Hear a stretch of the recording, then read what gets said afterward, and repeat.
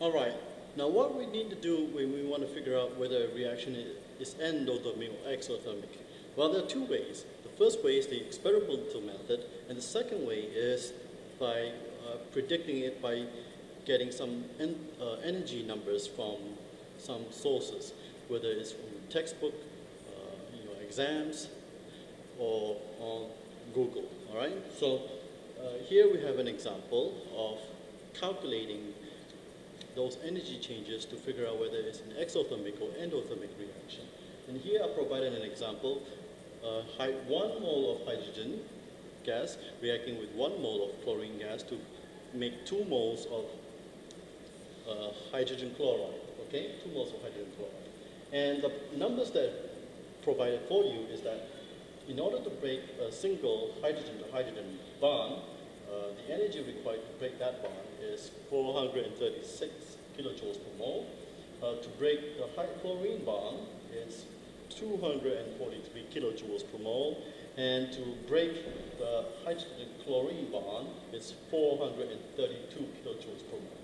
Now, to do this, to figure out whether it's exothermic or endothermic, I like to draw a column to separate the reactant side of the reaction as well as the product side of the reaction. All right, so that's what I did. I drew this line down here. Now, I'm going to draw the ball and stick diagram or the Lewis diagram to kind of illustrate how many bonds are in that molecule.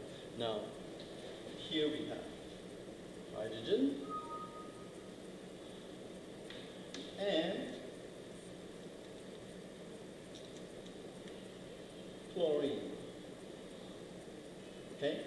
Now, this is not representative of the actual size.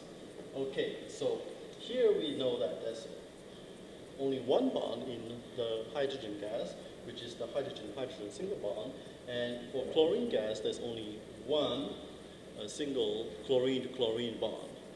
Now, some molecules like water will have 2 bonds, the hydrogen-oxygen bond, okay? But here, it's just 1 bond. So it's relatively easy to figure out the energy required to break that bond, to break this bond, which is 436 kilojoules per mole for this one, and 243 kilojoules per mole for that one. So now the total energy required to break these bonds in the reactant side is that you just sum up these two values. All right, so 436 plus 243 will give us 679 kilojoules per mole. So that's relatively easy. Now, the 2 bonds that are, the 2 molecules that are made is hydrogen chloride. Okay? Here we go. So there are 2, let me put this away.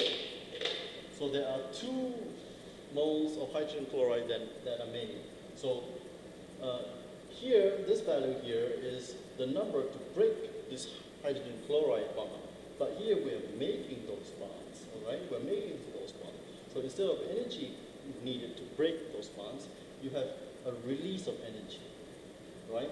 And when you write release of energy, each hydrogen chloride that is made, you will release 432 kilojoules per mole, and you write it as a negative sign here to indicate that energy is being released. All right? So because there are 2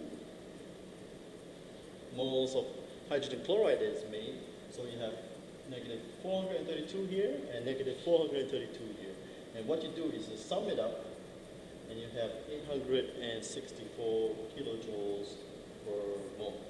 All right? Now, in order to figure out whether this reaction is endothermic or exothermic, you will sum up these 2 numbers. All right? You will take 679 kilojoules per mole and subtract it with the product side, which is 864 kilojoules per mole.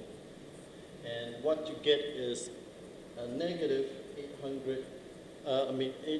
185 kilojoules per mole.